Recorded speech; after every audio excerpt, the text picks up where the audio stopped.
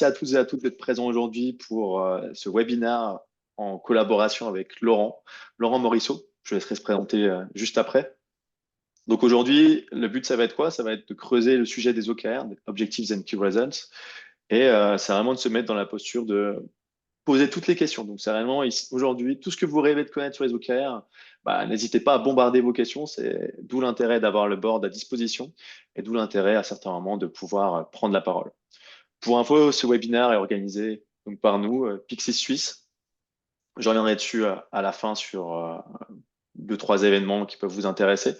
Et je vous invite à aller voir la bio de Laurent et a posteriori peut-être de commander ses livres si le webinaire vous aura plu.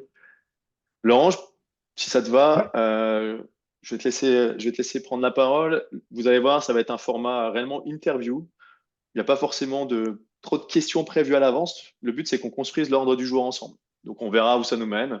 Et puis, on va se dire que bah, là où ça nous mènera, c'est l'endroit où ça devait nous mener. Ça va? Donc, Laurent, je te laisse te présenter succinctement et ouais, parler un petit peu de ton parcours, de ce que tu fais, etc. parfait. Bonjour à tous et merci d'être présent pendant le déjeuner. C'est pas toujours facile. Moi, c'est Laurent Morisseau. Donc, ça fait une trentaine d'années que j'exerce. J'ai commencé dans le génie maritime comme architecte naval. Et puis, j'ai vite laissé tomber parce qu'à l'époque, c'était compliqué. J'ai préféré naviguer, faire de la course au large et en parallèle, faire du développement logiciel. Donc, j'ai fait ça pendant une quinzaine d'années. Et donc, comme j'avais pas de passé, comme j'avais pas de, comment dire, de formation sur dans l'informatique, j'ai été confronté au fait que l'approche me paraissait un peu particulière pour développer des projets, surtout à l'époque, et m'interrogeais. À l'époque, je me suis dit que c'était le métier qui rentrait.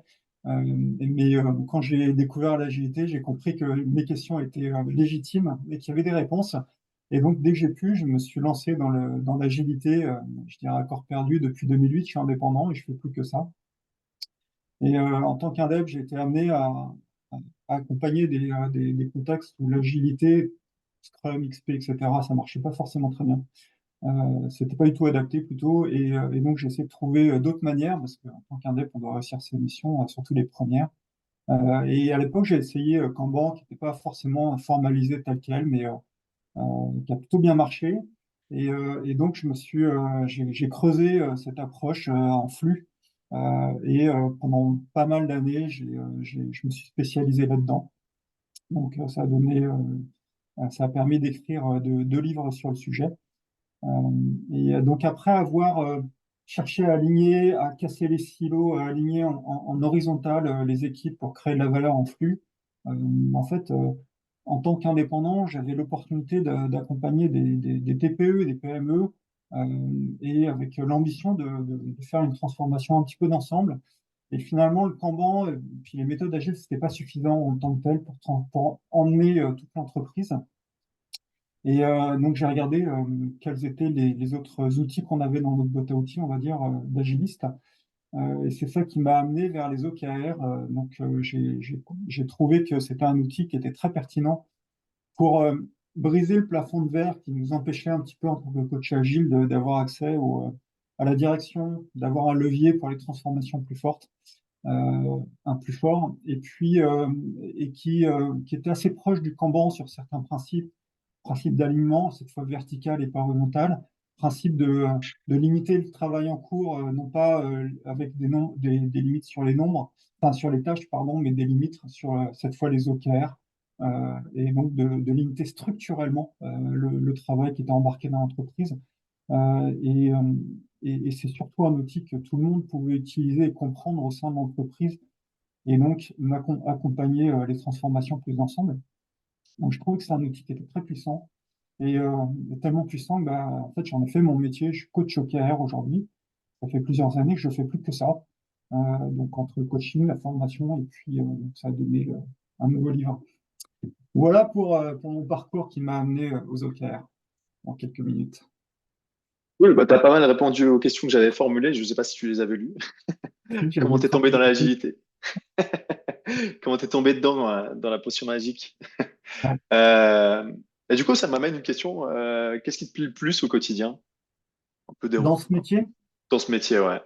Euh, alors, bah, le premier, il y a le premier, c'est d'avoir accès à tous les niveaux de l'entreprise, de la direction aux équipes, hein, et donc de faire passer des messages, d'aligner. Et ça, c'est vraiment plaisant parce qu'avant, on était frustrés d'essayer d'accompagner au mieux les équipes, mais en sentant qu'on était limité dans ce potentiel parce que on n'embarquait pas la direction, les exécutifs dans nos transformations. Donc ça, c'est vraiment très plaisant. Le fait que les équipes, bah, finalement, il y a deux choses, hein, qu'elles trouvent du sens, enfin, comment dire, elles font plus le lien euh, entre ce qu'elles font au quotidien avec une direction, avec une stratégie plus globale, avec une direction plus globale. Et donc, évidemment, elles sont plus engagées dans ce sens-là. Ça, c'est la première partie. Et la deuxième partie, bah, c'est que finalement, les équipes euh, deviennent force de proposition aussi pour définir des objectifs et pas seulement pour proposer des solutions donc pour répondre aux besoins des clients et de l'entreprise. Donc voilà, c'est avoir accès à tout le monde, créer ces liens, donner du sens, et puis en fait, finalement, faire monter aussi les équipes vers des réflexions bah, différentes, moins opérationnelles et plus tactiques, quoi. Ok, cool, bah merci pour cette intro. Et du coup, aujourd'hui, on est là pour parler d'un sujet qui est les OKR. Je vous ai mis je vous ai mis quelques visuels du livre de Laurent qui s'appelle La boîte à outils de la méthode OKR. Donc, vous avez la présentation du livre ici qui présente un petit peu justement c'est quoi les OKR et le sommaire de l'ouvrage. Euh, le but, c'est pas de faire full promo du livre, je vous rassure. C'est juste pour vous faire un petit peu le lien avec ce qui va être dit aujourd'hui et comment Laurent couvre ces différents sujets. Et justement, je voulais commencer, parce qu'on n'a peut-être pas tous le même niveau d'information et pas tous la même compréhension sur c'est quoi les OKR. Euh, c'est quoi dans les grandes lignes pour toi la méthode, on va dire l'approche OKR? Oui, ça c'est une bonne question parce que il y a pas mal de mélanges avec différentes approches. Euh, je vais revenir sur la définition après, mais c'est vrai qu'on peut la confondre avec les KPI, la confondre avec le management par objectif. Et finalement, ça n'aide pas dans la compréhension des OKR. Donc, les OKR, c'est objectif et résultat clé. Donc, ça, c'est un format, c'est un modèle. Mais fondamentalement, ce qu'il y a derrière les OKR, c'est que c'est un outil de l'exécution de la stratégie. On dit comme ça, c'est pas, c'est un petit peu abrupt. Mais c'est ce qui fait le lien entre justement des décisions de la direction plus stratégique et les actions qu'on va mettre en œuvre au quotidien. C'est une espèce de courroie de distribution entre les deux.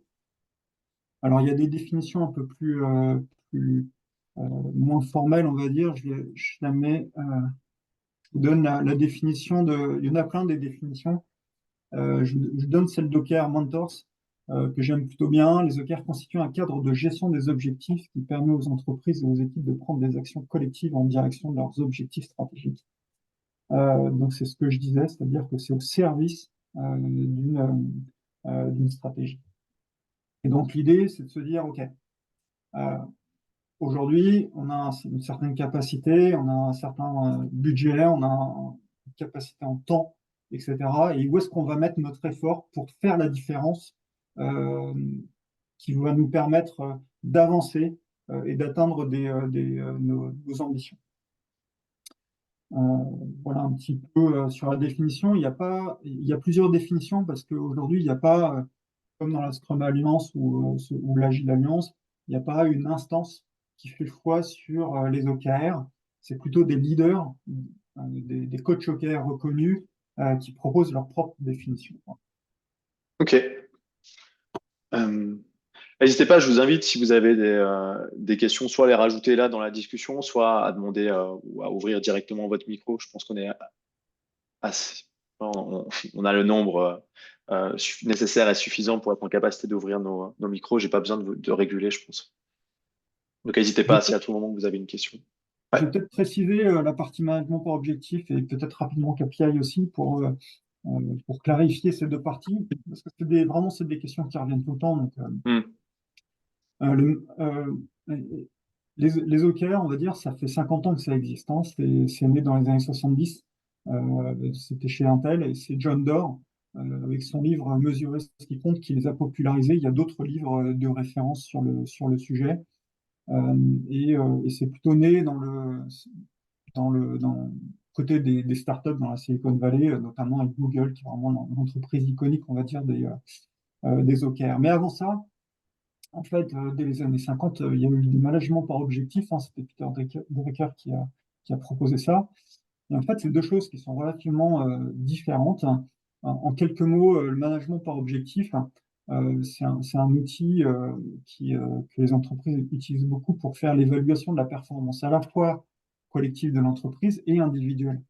Et en fait, le principe, il est que au niveau de la direction, on définit des objectifs, souvent financiers, et ensuite, on cascade ces objectifs de niveau hiérarchique en niveau hiérarchique, en passant par les managers, jusqu'aux objectifs individuels. Et en fait, on va évaluer la personne par rapport à l'atteinte ou non de ses objectifs. Et à la clé, des bonus, des rémunérations, ce genre de choses.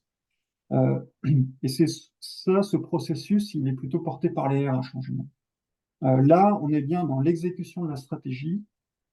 Et dans l'exécution de la stratégie, il n'est pas question d'évaluer la performance individuelle, en tout cas pas dans l'approche des OKR. Et l'idée, c'est plutôt de se dire, OK, quelles sont, voilà nos stratégies, quels sont les objectifs, les pas à faire pour aller vers là où on veut, dans la direction qu'on s'est donné. Et on va s'arrêter au niveau des objectifs d'une équipe.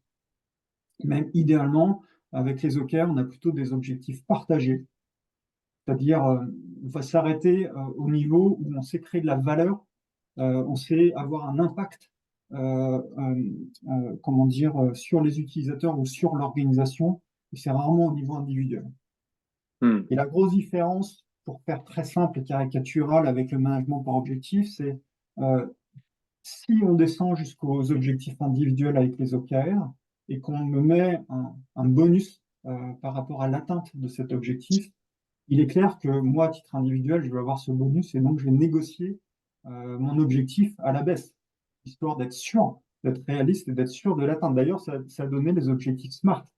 D'accord? C'est dans les objectifs SMART, c'est pas dans le giron des OKR, mais plutôt dans le giron des managements par objectif. La partie R, c'est réaliste pour que je l'atteigne. Et donc, si tout le monde négocie à la baisse ses OKR individuels, à la fin, ce qu'on négocie à la baisse, c'est la stratégie, c'est l'ambition qu'il y a derrière la stratégie. Alors, c'est pas ce qu'on veut. Une stratégie, elle se doit d'être ambitieuse, parce que sinon, ça vaut pas le coup de s'y mettre. Ça demande de l'énergie, du temps. Et donc, on veut que les OKR soient porteurs de cette ambition-là, euh, quitte à ce qu'on soit en difficulté pour l'atteindre. On pourra revenir peut-être là-dessus, avec des objectifs ambitieux. Donc on n'est vraiment pas dans le même sujet. C'est pas porté par les mêmes personnes. Là, les OKR, c'est plutôt porté par la direction, souvent le CIO. Et la partie KPI, c'est un peu différent. Une organisation, elle a deux aspects. Elle est en exploitation de ce qu'elle a construit avant. C'est le résultat de toutes ses stratégies passées. Euh, et, euh, et elle a une stratégie pour construire l'avenir.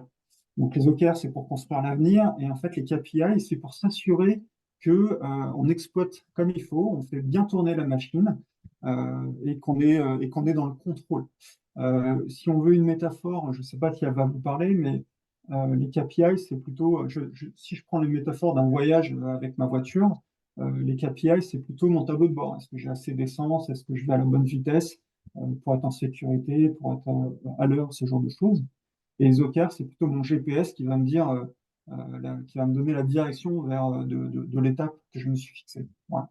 Donc on est sur deux sujets un petit peu différents aussi. Ok, parfait. Merci pour la clarification. Effectivement, je te rejoins. C'est souvent les confusions, en tout cas les remarques qu'on a en premier quand on présente le sujet. Ouais. Trop cool. On peut peut-être enchaîner. Je vois qu'il y a pas mal de questions déjà sur la droite, donc c'est vraiment cool. On en a déjà quoi, 7 ou 8. N'hésitez pas à en bombarder encore de nouvelles, hein. Je vais passer juste à la suivante et on passera après au board. Ouais, je voulais voir avec toi un petit peu, cette question-là aussi, elle revient assez régulièrement. C'est qu'est-ce qui change quand on passe dans une démarche, dans une approche ou une démarche OKR? Qu'est-ce qui change au quotidien en réalité? Alors, c'est toujours difficile de répondre à ça parce que d'où on part. Donc, mais C'est clair. la vraie différence qu'on a déjà connue un petit peu avec l'agilité, en fait, c'est de passer d'un pilotage par les livrables à un pilotage par l'impact. Pilotage par les livrables, on connaît tous, hein, c'est voilà, j'ai un projet à faire, à la fin, j'allume du vert sur mon projet parce que je l'ai fait dans les temps, dans le budget et puis dans la contrainte qu'on s'était fixée. Euh, Là, évidemment, avec un pilotage par l'impact, c'est un petit peu différent. J'ai beau avoir fait mon projet, la question c'est est-ce que euh, le projet a l'impact que j'en attendais? C'est-à-dire, qu'est-ce qui change finalement si je mets dans les mains des utilisateurs mon nouveau produit, si je mets dans les mains du marché mon nouveau service? Euh, En fait, avec l'agilité, on connaissait déjà ça avec le pilotage par la valeur. C'était bien la différence qu'on attendait aussi, une des différences qu'on attendait avec l'agilité. Mais la valeur, c'est toujours délicat. Est-ce qu'on parle de la valeur perçue par l'utilisateur? Est-ce que c'est la valeur perçue par le client ou perçue par l'organisation? Je sais qu'il y a débat là-dessus. Et là, en fait, avec le pilotage par l'impact, finalement, on englobe cette partie valeur, l'impact qu'on veut avoir auprès de certains segments, donc certains utilisateurs. Ça peut être de la valeur créée, mais aussi on peut utiliser les OKR pour la transformation de l'entreprise elle-même et avoir un impact auprès des collaborateurs, par exemple. Ça, c'est une autre forme de valeur. Donc, c'est vraiment ce pilotage par les livrables vers du pilotage par les résultats ou par l'impact qui va changer avec les OKR. Et en fait, ça va renforcer. Donc, j'allais dire, j'enchaîne sur la question d'après, c'est quel lien avec l'agilité? Mm. En fait, ce pilotage par l'impact va renforcer l'agilité. C'est-à-dire que avec un pilotage par les livrables, en fait, ce sur quoi on s'engage, c'est une solution. Euh, c'est un livrable, c'est un plan d'action qu'on va atteindre. Évidemment, si on s'engage plutôt par l'impact qu'on cherche à avoir, finalement, la solution passe au second plan. C'est-à-dire que la solution devient un moyen pour avoir un impact, mais elle nous met en action, cette solution. Mais si en cours de cycle OKR, on se rend compte que finalement, la solution qu'on est en train de construire ou le livrable qu'on est en train de créer n'a pas le résultat qu'on attendait, on, on a l'opportunité de changer en cours de route. On parle d'initiative parce qu'en cours de route, on va pouvoir prendre des initiatives pour finalement atteindre d'une manière ou d'une autre l'objectif qu'on s'est fixé. Alors, d'une manière ou d'une autre, on ne fait pas n'importe quoi, n'importe comment. Il y a des principes, il y a des valeurs, ce genre de choses. Donc, là, en fait, on est en train de renforcer l'agilité qu'on avait mis en place au niveau des équipes. Parce que si une équipe s'engage sur l'atteinte d'un OKR plutôt que sur la réalisation de fonctionnalités, en fait, on va peut-être se rendre compte que la fonctionnalité qu'on est en train de développer, c'est pas la bonne et on va changer en cours de route. Donc, ça renforce vraiment cette partie-là. Après, le lien entre OKR et agilité, évidemment, il va au-delà de ça. Il y a plusieurs principes qui sont très proches du fait de co-construire, que les OKR les équipes soient force de proposition sur les OKR qu'elles vont proposer. Ça, c'est évidemment très fort. C'est pas un manager qui impose un objectif à une équipe, c'est l'équipe qui propose. Euh, donc ça, c'est un point et ça entraîne plein de choses. Euh, L'autre aspect au niveau de l'agilité, en fait, c'est dans l'agilité, fondamentalement, on apprend à piloter du changement. Que ce changement corresponde à la manière dont on travaille avec la rétrospective, à ce qu'on produit avec les démos et les feedbacks utilisateurs. Mais là, on passe un cran supplémentaire, c'est de piloter du changement sur finalement notre stratégie. La stratégie, on sait tous que ce ne sont que des hypothèses et que finalement, ces hypothèses, ils vont se confronter à la dure réalité du terrain. C'est-à-dire que on a imaginé, bah, en fait, il y a toutes les chances que ce ne soit pas exactement comme ça que ça se Mm. passe. Et donc, l'approche traditionnelle avec des plans stratégiques à 5 ans, ça ne marche juste plus. On n'en voit plus, ou quasiment plus. Et on est plutôt dans l'idée d'avoir une agilité stratégique, c'est-à-dire une stratégie qui s'adapte par rapport à ce qu'on découvre au fur et à mesure. Et en fait, les OKR, c'est vraiment ce rouage entre l'agilité stratégique et l'agilité opération et l'agilité au niveau des équipes. En fait, ça permet de faire des feedbacks sur est-ce on va dans la bonne direction et est-ce qu'on doit adapter ou non notre stratégie. Donc, ça devient un élément important finalement de l'agilité au niveau de l'entreprise. Ok. Hmm. Intéressant. Euh, Ça marche. Bah, merci pour ces réponses. Ce que je te propose, Laurent, c'est qu'on passe à la partie de droite, vos questions de rêve. Je vais mettre celle-là un peu pour après, parce que je la connais, c'est quelqu'un qui m'a demandé de la mettre sur le board. Tu as déjà donné des éléments de réponse.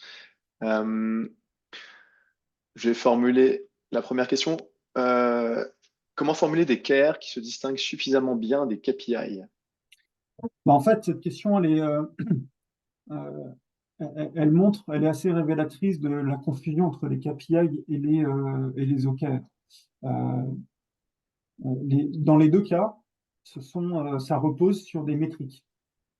Mais une métrique, elle peut servir elle peut devenir un KPI si cette métrique, comment dire, est un indicateur de la performance actuelle. Encore une fois, de comment je fais tourner la baraque, on va dire.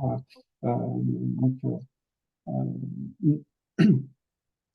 mais elle peut également servir pour un OKR si c'est un indicateur qui permet de suivre la progression vers un objectif. Donc en fait, la formulation peut être relativement la même. Dans les deux cas, je peux avoir augmenté diminuer le temps de latence de mon application, je dis n'importe quoi, hein. Ça pourrait être finalement un KPI. Le KPI, ce serait plutôt de garder le temps de latence sous contrôle pour pas qu'il explose. Et puis mon KR, pardon, pourrait être de le diminuer pour franchir un nouveau seuil, un nouveau cap. Par exemple, je ne sais pas, diminuer par 3, par 4 ce temps de latence. Mais derrière, c'est toujours des métriques. Donc en fait, ce qui les distingue, c'est plutôt l'intention qu'il y a derrière, euh, plus qu'une manière de le formuler.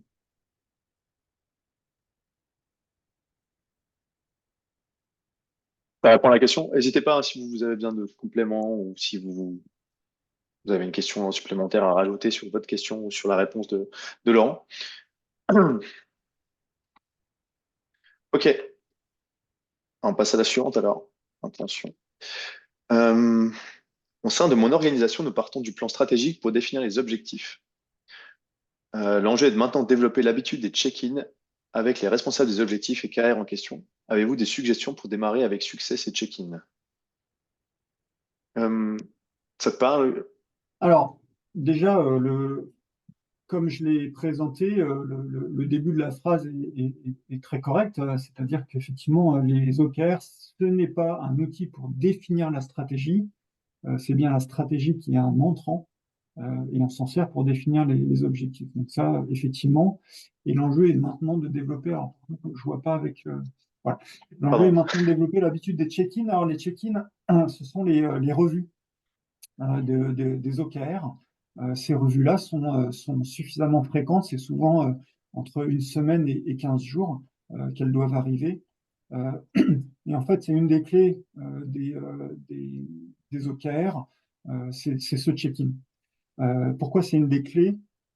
Euh, Tout simplement, je vais rebondir sur ce que j'ai dit précédemment, c'est-à-dire que finalement, on ne va pas s'accrocher à une solution, à un livrable, on va plutôt se poser la question, prendre des initiatives en cours de route pour s'assurer qu'on va dans la bonne direction et qu'on va atteindre notre objectif. Et donc, ces revues-là, ces check-in, servent principalement à poser le crayon et se dire, OK, où on en est dans la progression vers notre résultat clé, et est-ce qu'on doit prendre des décisions, est-ce qu'on doit modifier notre plan d'action pour être au rendez-vous. Et donc, c'est un enjeu que ces check-in, un, démarrent, et qu'en plus, servent bien. C'est un petit peu comme avec l'agilité au début, avec on va dire, les daily meetings et puis aussi les sprint reviews. C'est-à-dire qu'au début, c'est dur, hein, c'est une nouvelle, comment dire, un nouveau rituel un petit peu à mettre en place. Donc, et surtout, il faut que ce soit fait avec la bonne intention. Il ne faut pas que ça devienne un moment de reporting. On a tous connu ça. Le Hmm. reporting, bien sûr, suite à la revue, on a toutes les informations pour faire du reporting, mais c'est pas ça l'enjeu. L'enjeu, c'est prendre des bonnes décisions en cours de route. Et donc, pour démarrer avec succès ces checkings, alors il y a des choses très très simples évidemment, hein. C'est comme avec les sprints dans Scrum, c'est qu'on peut les planifier longtemps à l'avance pour que ça devienne un rituel ou une cérémonie, peu importe le mot qu'on utilise. L'autre bonne pratique, et pour moi c'est ça l'enjeu pour démarrer avec succès ces check-ins, pour bien répondre à la question, c'est de l'intégrer à l'existant le plus possible. Si on positionne les OKR comme l'exécution de la stratégie, il y a toutes les chances que l'exécution de la stratégie existait avant les OKR. Et c'est une évidence, hein. L'entreprise, elle tourne déjà. Et donc, c'est une bonne nouvelle. Parce que ça veut dire que normalement, il y a déjà toutes les instances, toutes les réunions, toutes les cérémonies qui permettent de prendre des décisions en cours de route. Donc en fait, il faut bien les identifier et faut finalement changer un petit peu l'agenda de ces réunions pour intégrer la revue des OKR. À titre d'exemple, si on utilise Scrum, si on a déjà mis en place Scrum au niveau des équipes, on a déjà les sprint reviews. Donc, on n'utilisait pas les OKR, mais en fait, on va intégrer dans le sprint review le point de vue des OKR pour prendre des décisions. Les décisions, ça va conduire à quoi dans le cas de Scrum?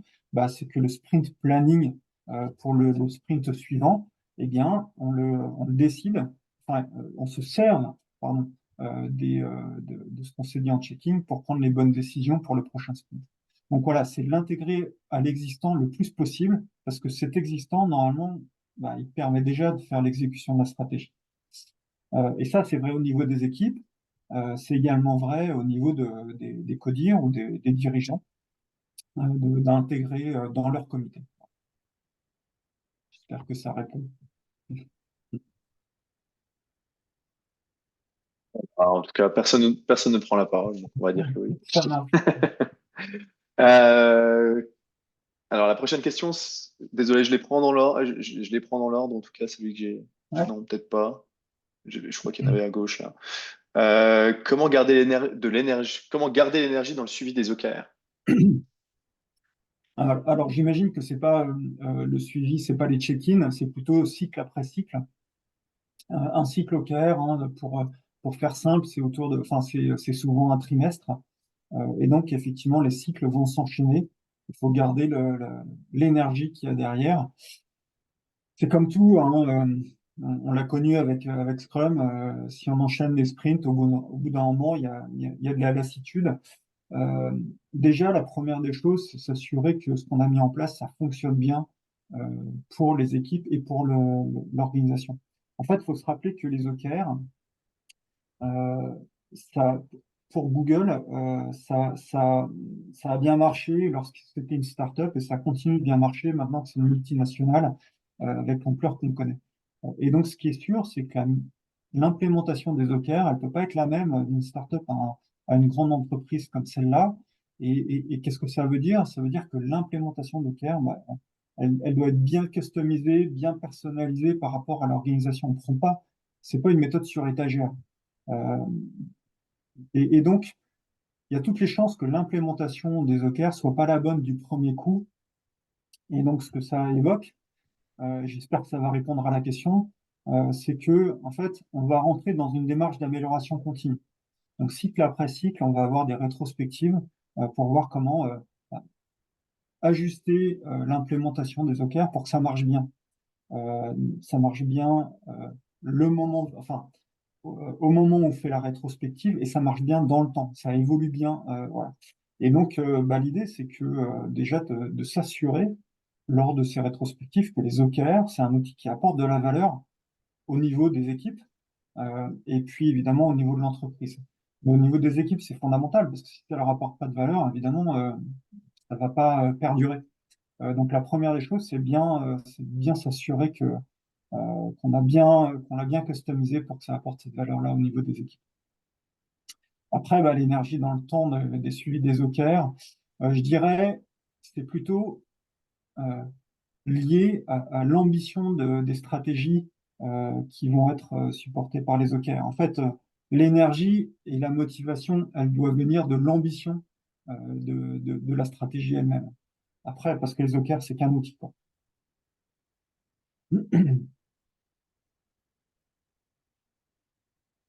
Ouais, ce que j'entends par là, donc c'est si si on a une ambition très basse, il y a de fortes chances que un programme ou le suivi des OKR, en fait, dans sa globalité, s'essouffle très rapidement en réalité. Ça C'est va ça. inspirer personne, quoi. Exactement, ça va pas m'inspirer. Ouais, on va faire pour faire.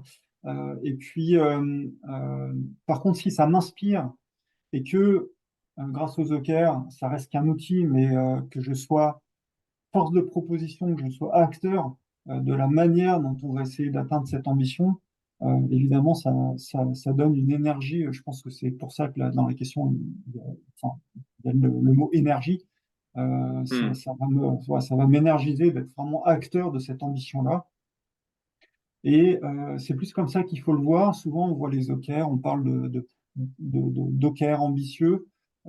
Et en fait, on le voit on peut le voir de manière négative, c'est-à-dire que c'est un manager qui définit un objectif ambitieux et qui l'impose à l'équipe. Si c'est ça, ça marchera pas dans le temps, c'est sûr. Donc, c'est vraiment l'équipe qui doit porter elle aussi cette ambition et puis voir comment l'atteindre. Cool. Euh, je vais mettre, euh, je vais mettre celle-ci ici pour enchaîner. Comment réussir à faire cascader les OKR dans une orga avec plusieurs strates managériales, depuis les objectifs stratégiques jusque dans les équipes? Ouais, alors ça, c'est une question délicate parce qu'en fait, ça fait bien référence au management par objectif où on cascadait de strate en strate. Et quelque part, cette manière de faire marchait plutôt pas mal pour le management par objectif, euh, qui était vraiment lié à la structure de l'organisation. Ça marchait bien parce que c'était cohérent avec ce qu'on en attendait, ça c'est la première chose, et parce que le management par objectif était sur un cycle annuel. Et en fait, on avait le temps, ça nous prenait peut-être 2 mois, mais on avait le temps de décliner ces objectifs dans toutes les strates managériales pendant les 1 mois ou 2 mois ou 3 mois, et ensuite le faire vivre sur l'année. Là, on a parlé d'agilité stratégique. Il n'est pas question d'attendre 1 an pour changer de stratégie si jamais elle ne fonctionne pas. Et donc, c'est pour ça que les OKR sont sur un rythme beaucoup plus fréquent, tous les trimestres. On peut même être plus fréquent. Et donc, on ne peut pas du tout avoir une structure lourde telle que on l'avait auparavant avec le management par objectif. Ça ne marcherait pas dans le temps. C'est pas suffisamment réactif. Il y a trop d'inertie. Et donc, l'idée, c'est de pas faire cascader les OKR sur toutes les strates, mais plutôt d'avoir, on va dire, 2 niveaux d'OKR. On parle quelquefois d'OKR entreprise et équipe. On parle aussi d'OKR stratégique et d'OKR tactique. Mais ça revient à peu près au même, c'est d'avoir 2, voire maximum 3 niveaux d'OKR. Euh, et pour que ça vive bien dans le temps. Et donc, bah, c'est une vraie question si j'ai une entreprise qui est vraiment à 7, 8 niveaux hiérarchiques, comment je peux avoir que 2 niveaux pour les OKR. Le point fondamental que vous n'allez pas retrouver dans le livre, même le mien, parce que j'ai compris ça que l'année dernière, si on positionne encore une fois les OKR comme un outil d'exécution de la stratégie, en fait, l'idée, c'est de faire partir les OKR du dernier niveau de décision stratégique dans l'entreprise. Par exemple, si j'ai une entreprise avec une stratégie d'entreprise et qu'à l'intérieur, j'ai une organisation produit avec une stratégie produit, en fait, je peux faire partir les OKR non pas du niveau entreprise, mais plutôt du niveau produit. Ça me permet de diminuer finalement le nombre de niveaux. Dans Safe, c'est exactement ce qu'ils ont fait. S'il y a des coachs Safe ou des gens qui utilisent Safe, dans la V6, ils ont mis en avant les OKR. En fait, on retrouve les OKR au niveau du Lean Portfolio Management, parce que c'est à ce niveau-là qu'on prend les décisions stratégiques. On le trouve là et au niveau des trains. Donc, on trouve que deux niveaux dans l'organisation. Donc voilà un petit peu l'idée. Ça demanderait beaucoup plus de temps pour expliquer ça, mais là, le principe est de minimiser le nombre de couches et de partir de là au bon niveau, on va dire.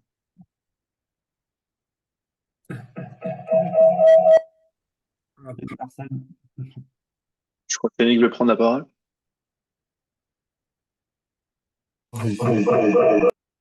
Et donc, je voulais préciser la question. Je regarde son micro. Voilà. Donc, en fait, ici, on a une stratégie vidéo, je vous l'ai vu. Il y en a une stratégie qui est définie par des objectifs transverses, donc avec des KPI plutôt. Ensuite, on décline cette stratégie avec les KPI et on essaie de se l'approprier avec des OKR au niveau de Software Factory, au niveau du service globalement, et on essaye de les cascader au niveau des équipes. Et donc, là, ta recommandation, en gros, c'est de ne pas descendre plus bas déjà au niveau individuel, de ce que j'ai entendu. Ouais, Euh, et de, voilà, les deux couches-là, a priori, c'est plutôt une assez bonne pratique de se dire on n'en a pas plus que deux. Voilà, c'est un peu ce qu'on essaye d'implémenter chez nous. Et ouais. aujourd'hui, on est, enfin, peut-être les objectifs services sont peut-être un peu trop hauts et en tout cas, ils ne sont pas revus suffisamment souvent. Est-ce que le cycle de revue de ces objectifs, donc de check-in, il doit être au même rythme quand on a au niveau d'un service et au niveau des équipes? Ou est-ce que les deux Ils sont sont... sur des rythmes différents, ouais. Tu fais bien de le préciser. Alors, avant tout, je tiens à préciser que en fait, des implémentations d'OKR, il y en a, enfin, il y a plusieurs implémentations types. Là, ça prendrait trop de temps de rentrer dans ce sujet-là. Mais le point, si on part sur le principe qu'il y a deux niveaux, voilà, OKR stratégique et OKR tactique, pardon, les horizons de temps sont pas les mêmes. On a souvent un horizon de temps de 1 an pour les OKR stratégiques et un horizon de temps au trimestre pour les OKR tactiques. Euh, on peut avoir d'autres implémentations, mais ça, c'est vraiment le cas typique, on va dire. Donc, ouais, donc ce qui veut dire au trimestre, c'est on se revoit peut-être tous les 15 jours pour pouvoir aller atteindre Ouais, les pour les objectifs. revues, ouais. Et au niveau annuel, on se voit peut-être tous les un mois C'est pour ça. Au minimum, on se voit à la fin des cycles tactiques. À la fin de chaque trimestre, au minimum, on revoit les OKR stratégiques, puisque normalement, on a fait un pas de géant, mais on va vérifier qu'on va dans le bon sens et qu'on change, qu'on avance effectivement, mais c'est pas suffisant. Et des revues mensuelles, c'est souvent le cas, ouais. Ok. Pour les deux. Ouais. Et la question que j'avais, que j'ai mis complémentaire à ça, c'est tu parlais de donc là on est plutôt sur les OKR au niveau organisation, c'est-à-dire amélioration de l'organisation, et tu parlais d'OKR sur des projets. Alors, Euh, les deux ils cohabitent ou c'est vraiment deux approches différentes? non, non, alors je parlais des OKR d'organisation, c'était juste un exemple tout à l'heure. En fait, on retrouve, on a des OKR de nature différente, des OKR business, souvent pour les OKR d'entreprise ou stratégiques. On a des OKR type OKR produit, sur une ligne produit, pour une organisation produit. On a des OKR de transformation. Ça, effectivement, ça c'est en interne. Dans Safe, je reprends cet exemple parce que je suis pas un pro Safe du tout, mais je trouve que leur implémentation est relativement cohérente. Donc, on retrouve les OKR au niveau des OKR stratégiques au niveau du Lean Portfolio Management et des OKR tactiques au niveau des trains. Donc, c'est des chaînes de valeur. Mais en parallèle, on a aussi des OKR pour la transformation. Donc, on retrouve des OKR de nature différente et tout ça cohabite au niveau d'un même cycle. Je peux D'accord. avoir deux OKR produits et un OKR de transformation, par exemple, pour une équipe. Ok, ça marche. Merci pour les précisions. Merci à toi pour la question. Enfin, les questions. Du coup, ce que je vous propose, je suis très mauvais en timeboxing. Il est 13h15, je me force à le faire. Il est 13h15. Ce que je vous propose, c'est on va faire une petite conclusion. Et pour celles et ceux, si ça te va, Laurent, qui seraient intéressés pour débriefer les autres questions, les questions restantes sur le board, on peut peut-être se prendre encore 10 minutes à la fin. Ouais, Ça te va, bien sûr. Laurent? Ouais. Ouais, ouais, ça me va. Ouais. Ok, bah alors faisons comme ça. Euh, j'ai quelques questions de conclusion. Euh, du coup, on pourrait tous en profiter. Si tu devais choisir deux idées clés que tu souhaites ardemment que les lecteurs, ou plutôt les auditeurs ici, retiennent de la session et plus globalement de ton livre et tout ce que tu fais, tout le travail que tu peux faire actuellement sur les OKR, ce serait quoi? Un, c'est que c'est un outil de l'exécution de la stratégie, donc ça le positionne vraiment différemment de ce qu'on peut imaginer, et que du coup, pour la partie agilité, c'est un marchepied entre l'agilité qu'on a mis en place, l'agilité opérationnelle et l'agilité à l'échelle, pour aller vers l'agilité entreprise.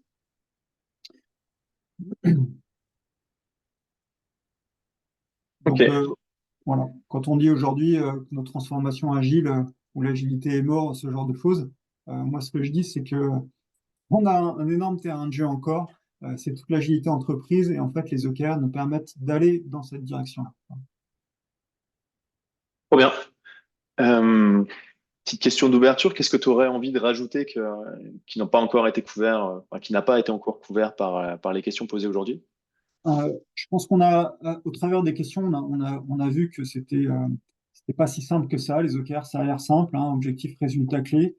Il y a un format comme les user stories, on pourrait s'arrêter là, mais en fait, c'est plus complexe que ça. Donc, on l'a vu un petit peu au travers des questions. Donc, ce qu'on n'a pas évoqué, bah, c'est justement la stratégie de déploiement. C'est-à-dire que si on veut mettre en place les OKR dans une organisation, comme c'est pas si simple, on a l'impression que c'est simple, mais ça l'est pas tant que ça. Et donc, bah, faut une stratégie de déploiement. On va pas faire un big bang, on va pas mettre en place les OKR dans toute l'organisation en un coup, sauf si elle est toute petite. Il y a de la conduite du changement, il y a de l'accompagnement. Donc, il y a pas mal de choses à mettre en place. Donc, j'ai vu pas mal de programmes lancés sans. En fait, c'est comme l'agilité. On se dit que c'est simple, et au final, ça marche pas. Et quand on a planté le lancement d'un programme comme ça, c'est difficile à récupérer derrière. Donc, préparez bien votre programme. Euh, J'aime bien parler livres. Ceux qui me connaissent le savent. Donc, je voulais voir avec toi si tu avais un livre autre que les tiens, on va dire, que tu souhaiterais recommander à l'audience. Quelque chose qui t'a réellement marqué récemment ou plus loin, il y a plus longtemps. Alors, en fait, je vais très rapidement en parler de plusieurs. Il y a celui de John Doerr, Mesurer ce qui compte, qui est un livre de référence. Pour autant, je trouve qu'il date un petit peu. C'est un petit peu old school la manière d'aborder, même si c'est lui qui a. Alors, John Doerr, c'est D-O-E-2-R. Ouais, je Euh, savais plus, tu vois, je pense que je l'ai ouais, il bien y a un noté E. au-dessus et j'ai eu un doute en le mettant, tu Voilà.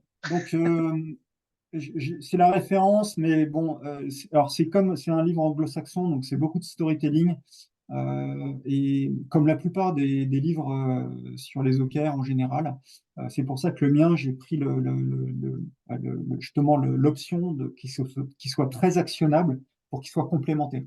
Alors, il y a d'autres livres, il y a Radical Focus de Christina Vodke, alors bonne chance pour bien écrire son nom. Non, je vais pas le tenter. Radical, voilà. Radical Focus, la première édition était très orientée startup. Donc c'était très intéressant, mais c'était pas suffisant pour aller au-delà de la startup. Normalement, dans la deuxième édition que j'ai pas encore lue, c'est plus ouvert.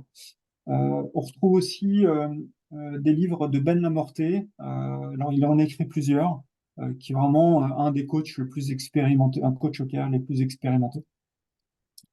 On a également la méthode OKR, qui est un livre qui a été francisé, c'est-à-dire c'est un livre suédois, je crois, à l'origine, mais il a été réécrit et pensé pour la culture française avec des interviews d'implémentation française. Et c'est Eli, alors, c'est pareil, ça c'est une bonne chance pour écrire son nom. Ah, je mettrai les liens après. C'est Eli Casa quelque chose. Voilà pour quelques livres, il y en a d'autres. Alors c'est C-A-S-A, et puis je Ça dirais. marche. Ouais, on mettra C'est les liens. Casamichiana. Pardon. Casamichiana, M-I-T-J-A-N-A. Il manque le M, mais Ouais, je il vais le manque. rajouter. Voilà. Ok, parfait. Bah écoute, merci à toi. Hop là. Merci à toi, Laurent. Et avant de clôturer, et pour ceux qui le souhaitent, ceux et celles qui le souhaitent rester là, on voulait juste faire une rapide promotion. On a organisé ce webinaire-là aussi dans le cadre de l'organisation de nos masterclass Pixis. Donc, nous, on est localisé à Genève enfin, Genève-Lausanne.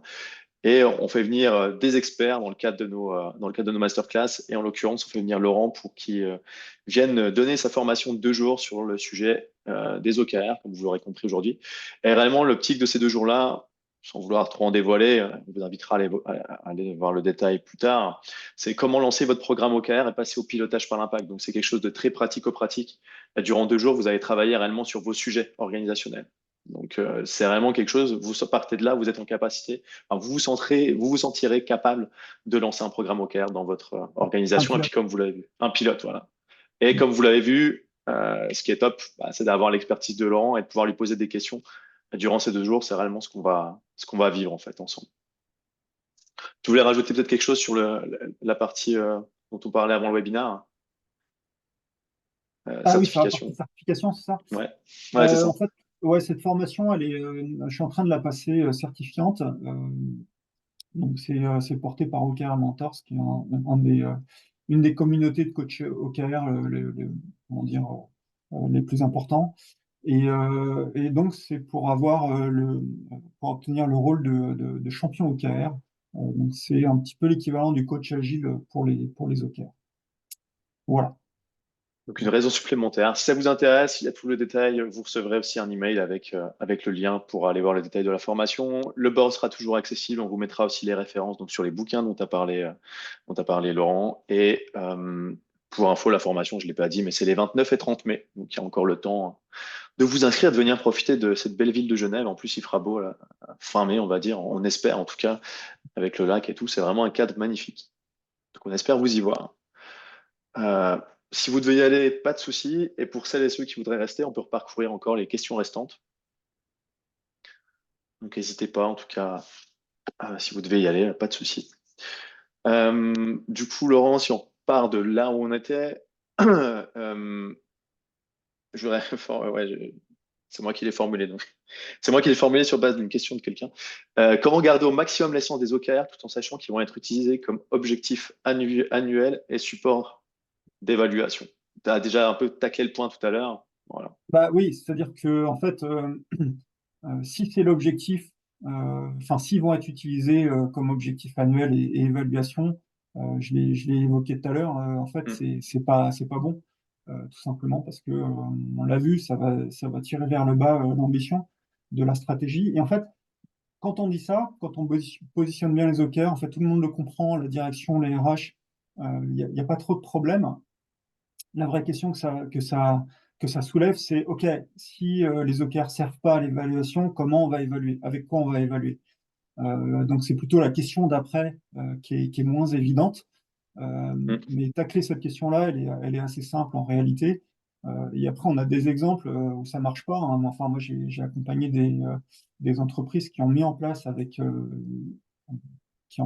les OKR avec cette évaluation. Et c'est très difficile de s'en sortir. Parce qu'une fois qu'on l'a lancé avec une certaine intention, l'intention reste même si on veut le changer. Et pourquoi on se pose cette question? Je l'ai évoqué avec le management par objectif, mais c'est aussi parce que, alors, il y a plein de bonnes et de mauvaises raisons. Une raison, c'est que bah, comment dire, Google utilise les OKR au niveau individuel, en tout cas à ma connaissance, l'utilisait il n'y a pas encore longtemps. Ouais, sauf que Google, ils ont 30 ans d'expérience, donc ils maîtrisent la bête.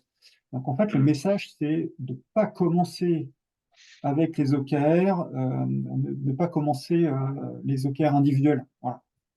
Par contre, une fois qu'on est en maîtrise, on sait de quoi on parle, on voit les tenants aboutissants, les impacts, éventuellement, on peut aller jusqu'aux OKR individuels. Mais on commence surtout pas par ça. Les mauvaises raisons d'y aller, c'est qu'en fait, la plupart des outils OKR poussent à la consommation et proposent les OKR individuels, mais pour une mauvaise raison commerciale. C'est que, en fait, comment dire, le business model repose sur des abonnements individuels, des licences individuelles. Et donc, ils ont tout intérêt à promouvoir les OKR individuels pour qu'en fait, tout le monde prenne une licence. Et ça, c'est pas bon. Donc voilà, ne pas tirer vers le bas l'ambition de la stratégie. Donc plutôt la question à laquelle il faut réfléchir avec les RH, c'est avec quoi on va évaluer. Donc c'est autre chose que les OKR. Par contre, il est évident que les OKR, d'une manière indirecte, vont être évalués. C'est-à-dire, c'est pas l'atteinte ou non d'un résultat clé qui va être évalué, c'est plutôt ma contribution à un OKR partagé. C'est les soft skills qui sont nécessaires pour atteindre un OKR. Est-ce que je vais les développer? C'est plutôt ce genre de choses qu'on va se poser comme question pour l'évaluation. Euh, oui, bonjour, c'est Guillaume. Ouais. Du coup, quels objectifs clairement on peut mettre du coup, c'est-à-dire c'est simplement avoir pour dire tous les managers les mêmes OKR et à eux après de mettre en place les actions pour atteindre enfin, on va dire pour atteindre les KR. Comment on peut définir du coup leurs objectifs annuels Au, si on le décline pas? Aux managers ou aux individus, j'ai pas compris.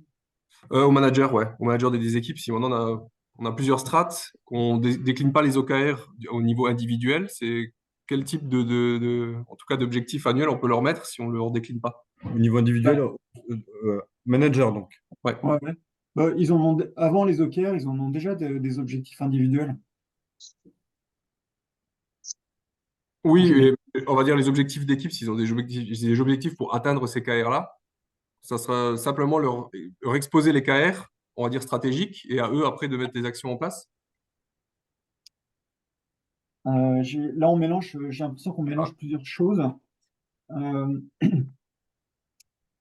pour évaluer un manager par rapport aux OKR, je ne vais pas évaluer un manager par rapport au plan d'action qu'il va mettre en place pour atteindre un objectif. Ça relève de l'équipe.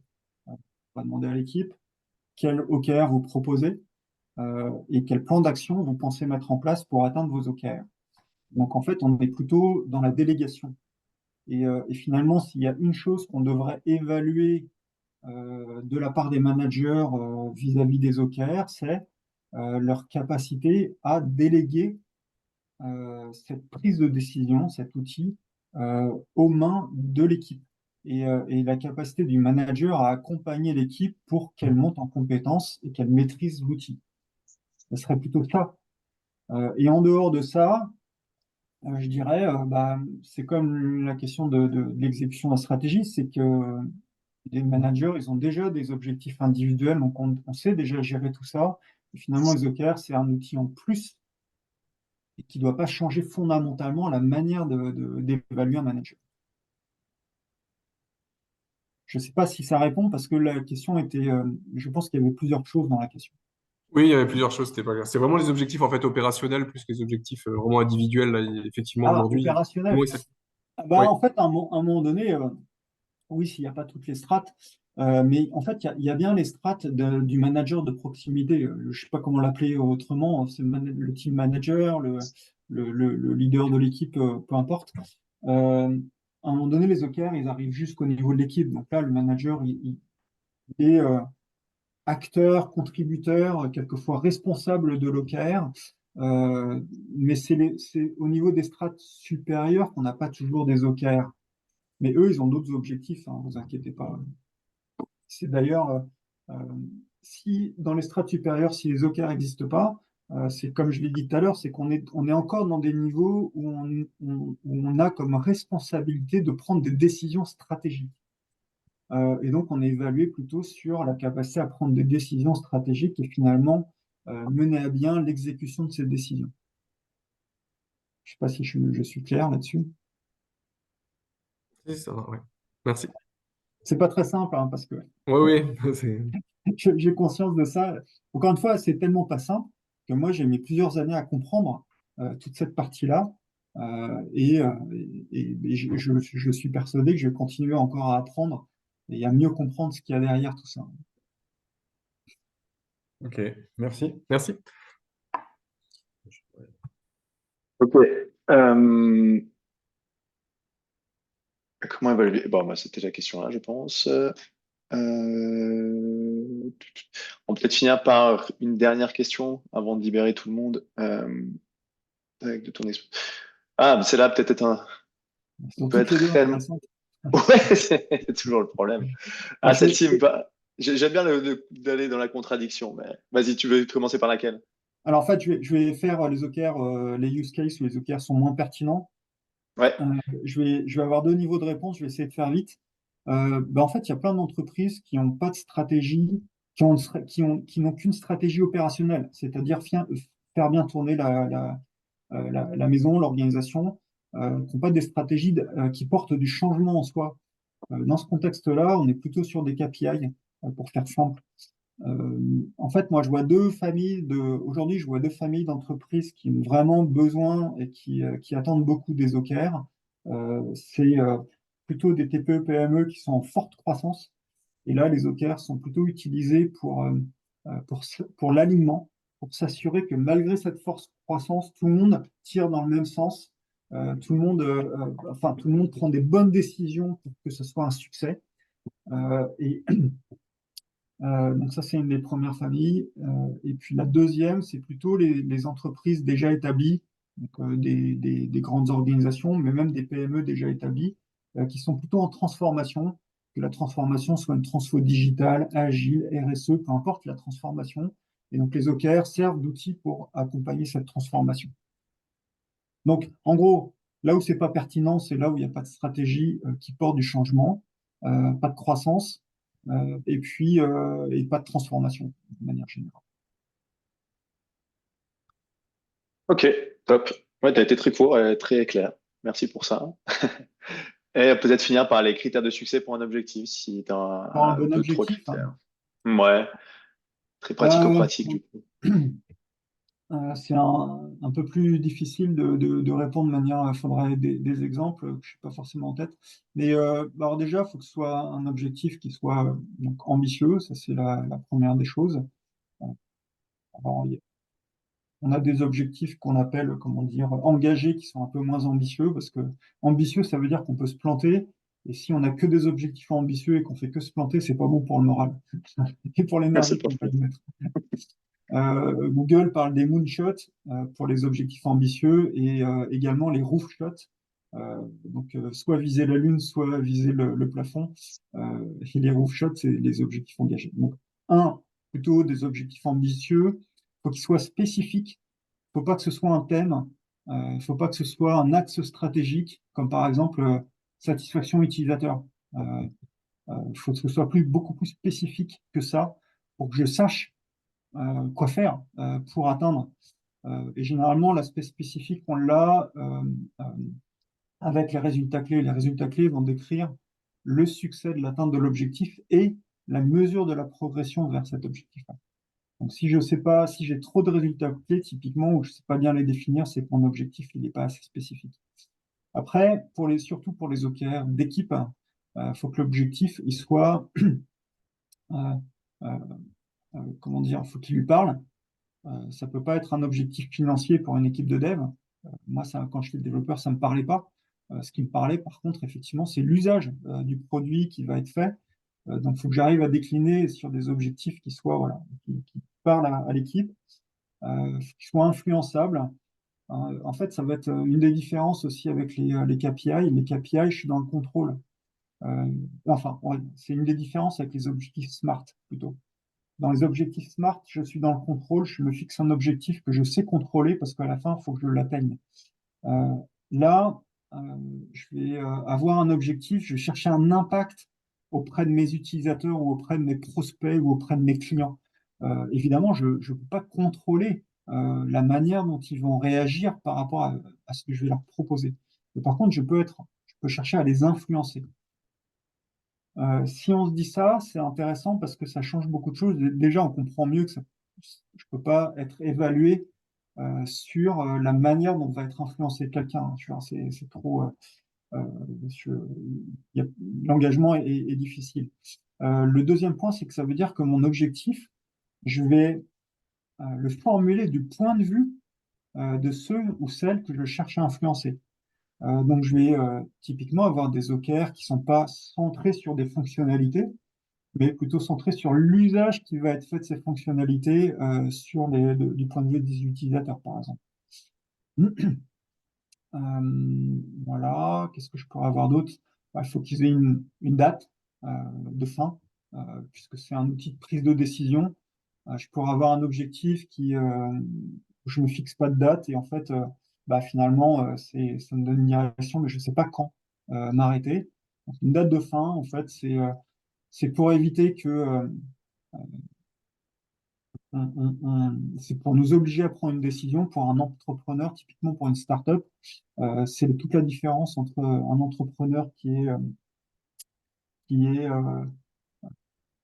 engagé, qui veut trouver, mais qui ne doit pas être entêté. C'est-à-dire qu'à un moment donné, il doit lâcher prise. Si ça marche pas, faut passer à autre chose. L'équipe, c'est pareil. À un moment donné, si la fonctionnalité ne marche pas, faut qu'on passe à autre chose. Voilà. Donc, voilà, les dates de fin, ça va être important. Est-ce que je pourrais d'autres spécifiques, influençables? Voilà, c'est déjà pas mal, hein. Qualitatif, c'est-à-dire que euh, la partie métrique, elle est portée par les résultats clés, en fait. Et le fait d'être qualitatif, ça me permet de, de décrire l'objectif de manière à ce qu'il soit motivant.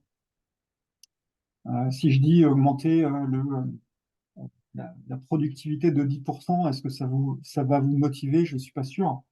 Par contre, si l'objectif, il parle plus euh, d'engager nos utilisateurs plus dans l'utilisation de notre produit, peut-être que ça va plus nous motiver. Voilà. Bien. Merci pour toutes ces réponses. Merci pour toutes ces questions. On n'est plus très nombreux et c'est normal. Comme d'habitude, je dépasse un Enfin, peu. je passe un peu. C'est Ouais, l'heure mais de merci manger, à hein. toi. Il est l'heure de manger, exactement. Et merci pour ton partage que j'ai trouvé ultra généreux. Et ouais, il y a eu pas mal de questions super intéressantes. Enfin, il y a eu pas mal de questions. Il y a eu beaucoup de questions intéressantes et je trouve que ça a amené plein de sujets qui mériteraient encore d'être creusés. Et ça sera l'occasion, enfin, mais du coup, et aussi dans d'autres. Il y aura d'autres occasions. Je vous invite à suivre en tout cas Laurent et je vous invite aussi à lire son livre, la boîte à outils de la méthode OKR. Comme tu l'as dit tout à l'heure, c'est réellement un guide pratico-pratique. Moi, c'est ce que j'ai réellement apprécié dans ton ouvrage. Ça donne plein de clés et plein de réflexions intéressantes.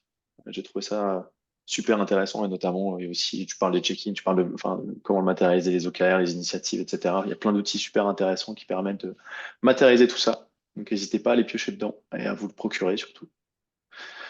Oui, merci. Merci à tous, bonne journée et on peut débriefer peut-être 5 minutes? Ouais. On peut rester là? Au Ça te plaisir de va? vous croiser, ceux qui ont participé. N'hésitez pas si vous avez d'autres questions. Sur LinkedIn, je suis assez accessible. J'essaierai de vous répondre le plus vite possible. Trop bien.